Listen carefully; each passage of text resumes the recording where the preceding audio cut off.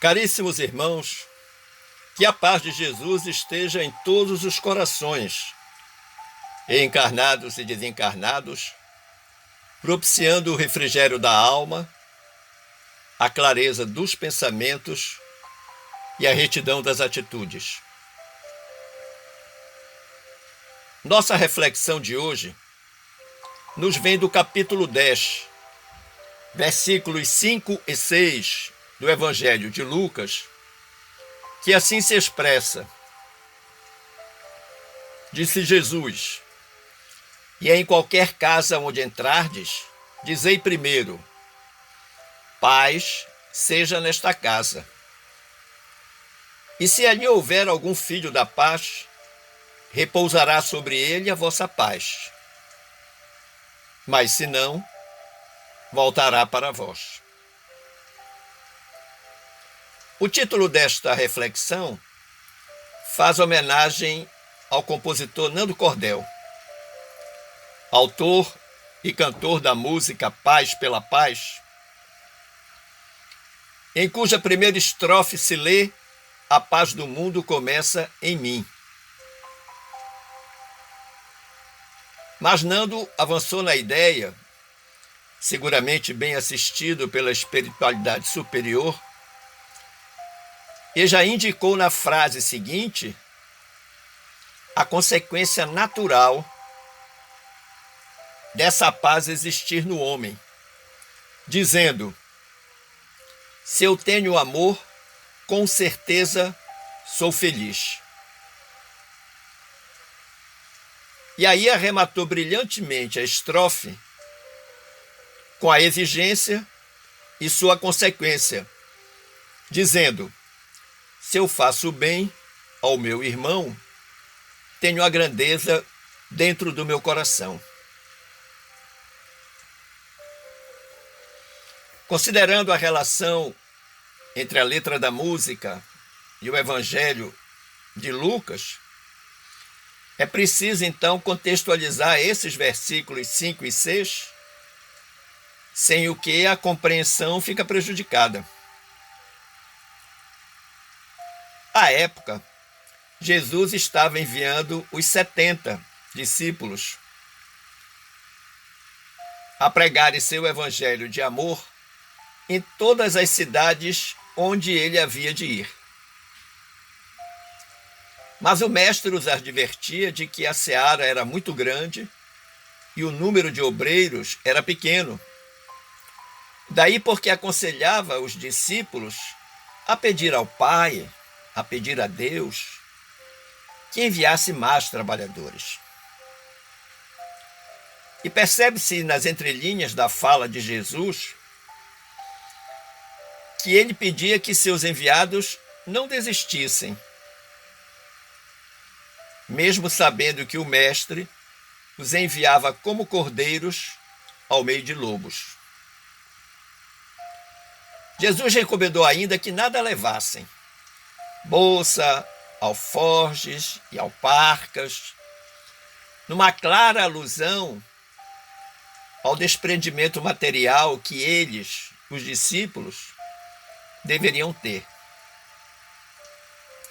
Mas havia uma recomendação diferente naquela preparação, pois Jesus disse-lhes: "Não saudeis a ninguém pelo caminho."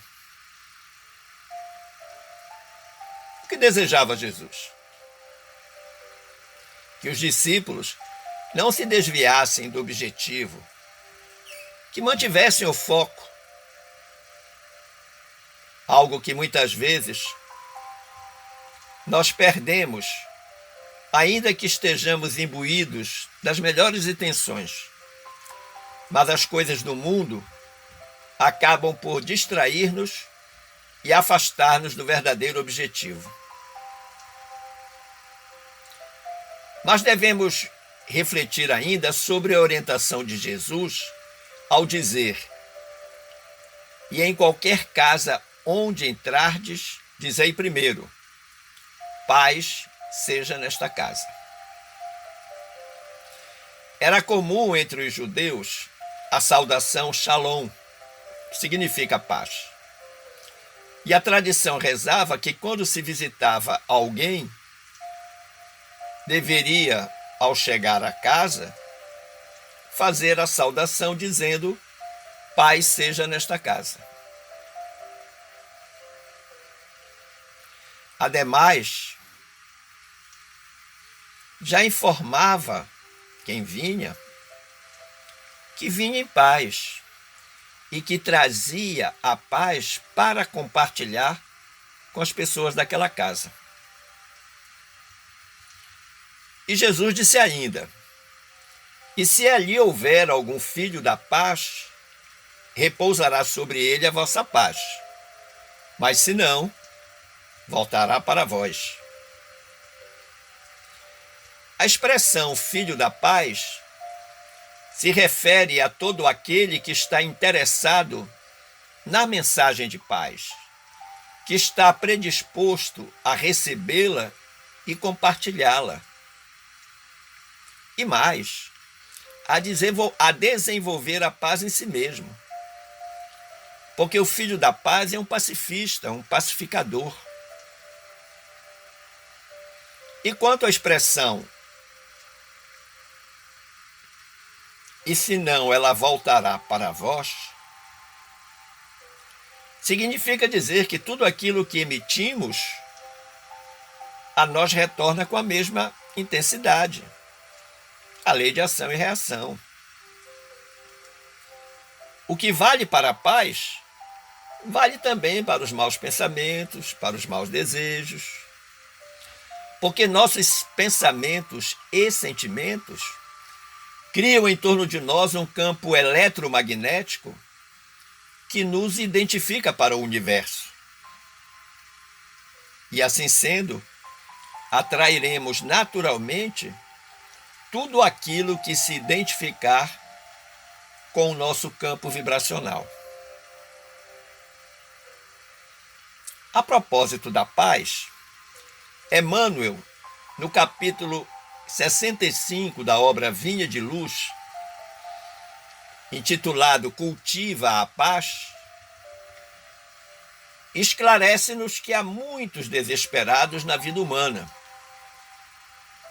e questiona sobre aqueles que se apegam voluptuosamente à própria desesperação, sobre os revoltados que fogem à luz da paciência, sobre os criminosos que choram de dor por lhes ser impossível a consumação de novos delitos,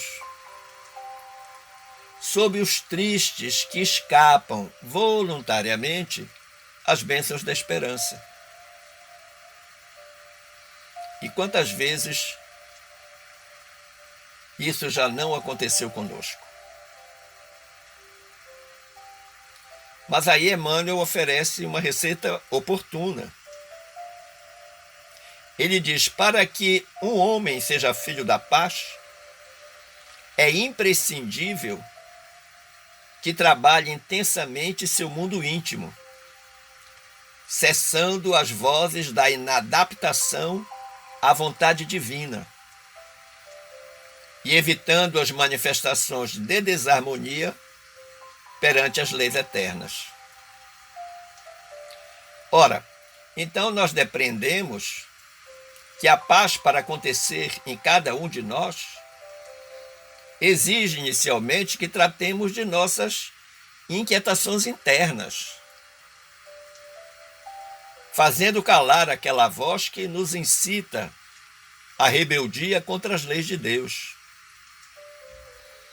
Veja, por exemplo, meu caro amigo, minha cara amiga, que diante de uma situação em que você foi agredido verbalmente, sem causa aparente, a primeira reação de quem não está em paz consigo mesmo é devolver a agressão acrescidas de juros e correção. Por isso que Emmanuel diz que ninguém atinge o bem-estar em Cristo sem esforço no bem, sem disciplina elevada de sentimentos, sem iluminação do raciocínio. Tomemos então por exemplo, dessa cultura de paz, essa figura brilhante que foi Mahatma Gandhi. Ele é um dos principais ícones contemporâneos de resistência a um modo de vida acelerado, consumista, individualista, característico do homem da sociedade atual. Gandhi pregava a volta a um modo de vida simples, utilizando-se dos elementos primordiais da natureza e a prática cotidiana das verdades espirituais universais. E fazia tudo isso sem ser cristão. Como ele mesmo dizia e sempre acreditou, devemos ser a mudança que queremos ver no mundo. E desde jovem, muito jovem, Gandhi abraçou a causa dos injustiçados de todos os matizes. Experimentou 8 anos de prisão por diferentes motivos quando estava na África. Ele pregava a resistência pelo amor e a não cooperação com as maldades do inimigo. Ou seja, as maldades do inimigo devem ser esquecidas. Gandhi não acreditava em criar igualdade pela força, mas pela renúncia espontânea e na doação altruísta de coração. Ele dizia que verdade, pureza, autocontrole, firmeza, coragem, humildade, unificação, paz e renúncia são as qualidades herdadas de uma pessoa que resiste. Mas a sua frase mais famosa foi em resposta quando alguém lhe perguntou qual o caminho para a paz. E ele respondeu: a paz é o caminho. Mas outro exemplo a que podemos recorrer nos vem do capítulo A Campanha da Paz, constante da obra Contos desta e doutra vida, do grande Humberto de Campos. Narra-nos o irmão X que, ao iniciarem as obras assistenciais, tanto materiais quanto espirituais, depois do regresso de Jesus ao plano espiritual, os apóstolos, liderados por Pedro, estabeleceram que a primeira providência deveria ser ter uma casa que albergasse os necessitados. E doações generosas jorraram em favor da obra. E o lar da fraternidade povoou-se de leitos e rouparia, candeias e vasos, tinas enormes e variados apetrechos domésticos. E ao lado disso, mantimentos. Os filhos do infortúnio, então, passaram a chegar em bando. De todo canto e de toda parte vinham os obsidiados, os famintos, os doentes, os velhos abandonados e até crianças. Mas além dos recursos materiais, eram necessários recursos humanos para atender a numerosa demanda. E aí os continuadores de Jesus apelaram das tribunas, solicitando braços compassivos que lavassem os doentes e distribuíssem os pratos. Cooperadores engajaram-se gratuitamente e formaram-se os diáconos prestimosos, como narra Humberto de Campos. Entretanto, se os apóstolos do Mestre encontravam relativa facilidade para assegurar a manutenção da casa, reconheciam-se atribulados pela desunião que os ameaçava de forma terrível. Fugiam da verdade, Levi criticava o rigor de Tiago, filho de Alfeu. Tiago não desculpava a tolerância de Levi. Bartolomeu interpretava a benevolência de André como sendo dissipação. André considerava Bartolomeu um viciado em sovinice. Se João, muito jovem, fosse visto em prece, em companhia de irmãs caídas em desvalimento diante dos preconceitos, era indicado por instrumento de escândalo. Se Filipe dormia nos arrabaldes, velando agonizantes desfavorecidos de arrimo familiar, regressava sob a zombaria dos próprios irmãos, que não lhe penetravam a essência das atitudes.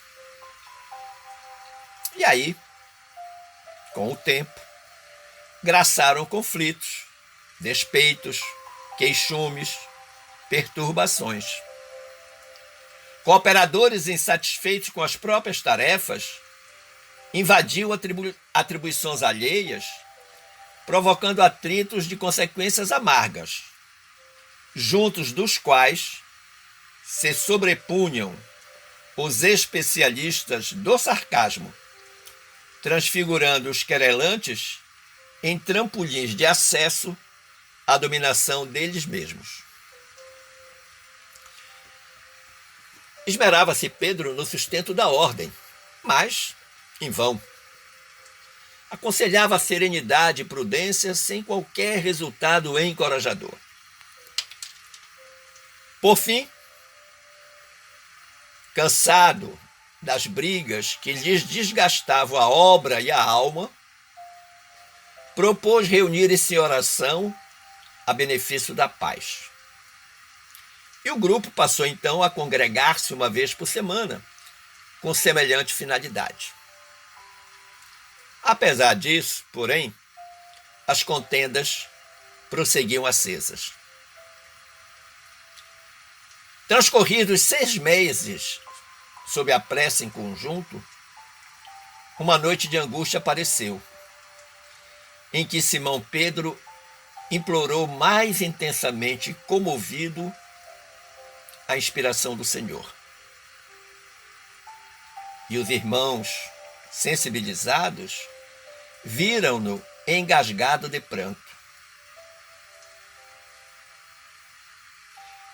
Quando o ex-pescador parou de falar, enxugando o rosto molhado de lágrimas, alguém surgiu ali, diante deles, como se a parede à frente se abrisse por dispositivos ocultos para dar passagem a um homem.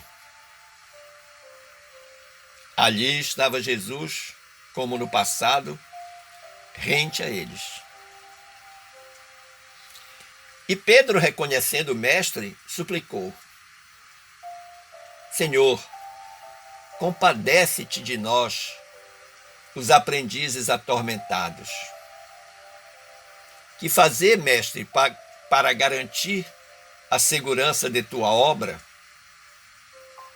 Perdoa-me se tenho o coração fatigado e desditoso. Simão, respondeu Jesus sem se alterar: não me esqueci de rogar para que nos amássemos uns aos outros? Senhor, tornou Pedro, temos realizado todo o bem que nos é possível. Sim, Pedro, todas essas campanhas são aquelas que não podem esmorecer, para que o bem se espalhe por fruto do céu na terra. No entanto, urge saibamos atender a campanha da paz em si mesma. E aí Pedro disse: Senhor, esclarece-nos por piedade. Que campanha será essa? E Jesus, divinamente materializado, espraiou o olhar percussiente na diminuta assembleia e ponderou triste. Disse o mestre: o equilíbrio nasce da união fraternal, e a união fraternal não aparece fora do respeito que devemos uns aos outros. Ninguém colhe aquilo que não semeia.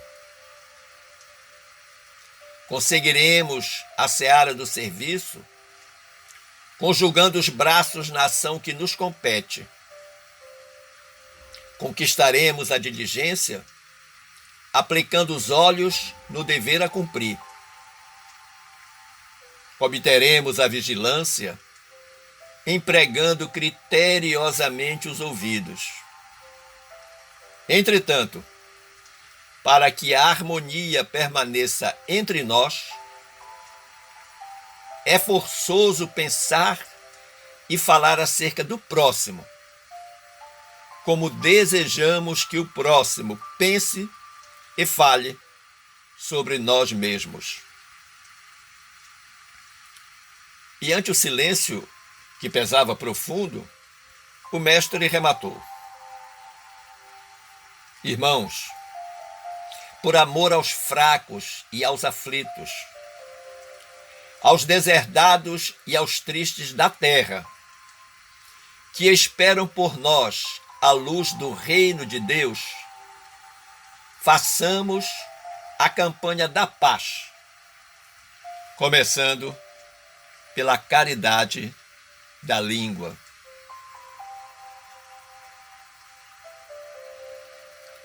Essa lição de Jesus ressoa até hoje em nossos ouvidos, mas que aparentemente moucos não nos permite entender que a paz do mundo começa em mim. Gratidão pelo carinho da sua atenção e que Jesus lhe guarde na sua paz.